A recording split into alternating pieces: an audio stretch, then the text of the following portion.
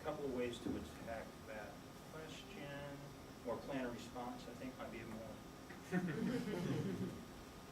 productive way to frame it. Okay.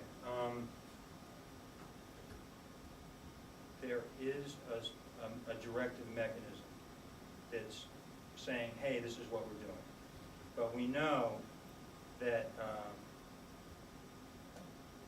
both through the ethnography of tribal societies and what we know about ethno-history here in the Great Lakes region, there are people who direct tasks to accomplish goals, but once those tasks are accomplished, that goes away. Now, that's not the case everywhere, and I'll tell you why. I love this question, by the way. This is great. I just have to rewind to the So this is great. This is why this map that I showed you at the very beginning is very significant. So the reason that these archaeological cultures are here is because they have very different socio-political strategies for organization. Okay? They all have standardized ways to communicate symbolically, okay? But these people, this is a complex chiefdom where socio-political organization is highly centralized, and people are accumulating power to the point where you get ascribed status. So for those of you who don't know the difference in different types of status, people accumulate their status role in society in different ways. You can be born into it, or you can achieve it. There are different archaeological signatures for that.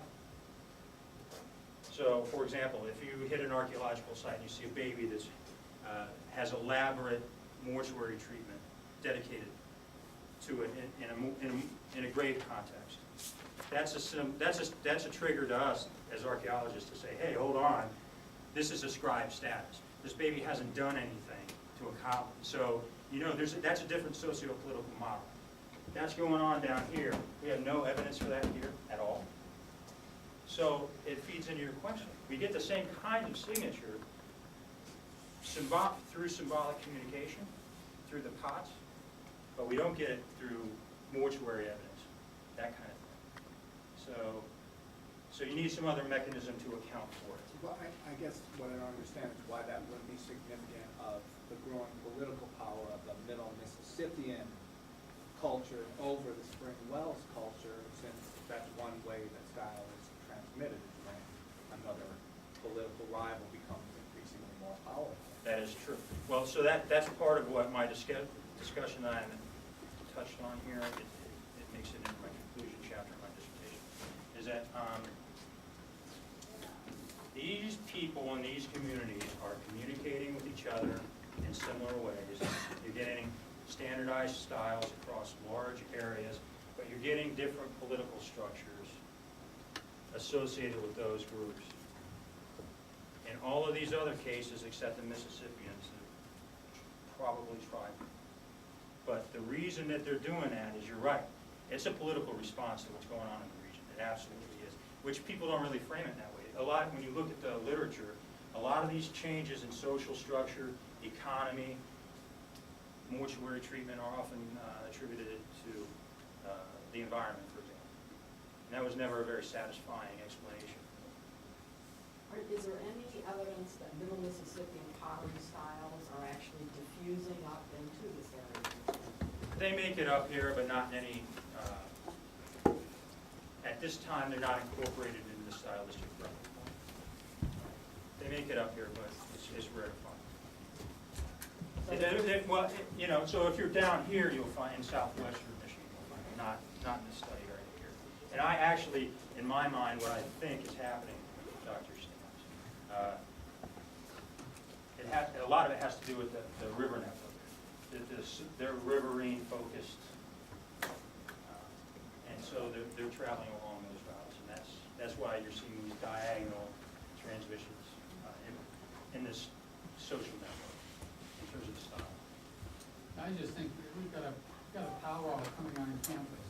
And I think of the modern day powwow as an example of interaction between groups, both economic because they're trading, they're singing and dancing, but there's also a kind of a religious element to it. And it's just kind of a holistic activity that goes on, a bunch of things happen.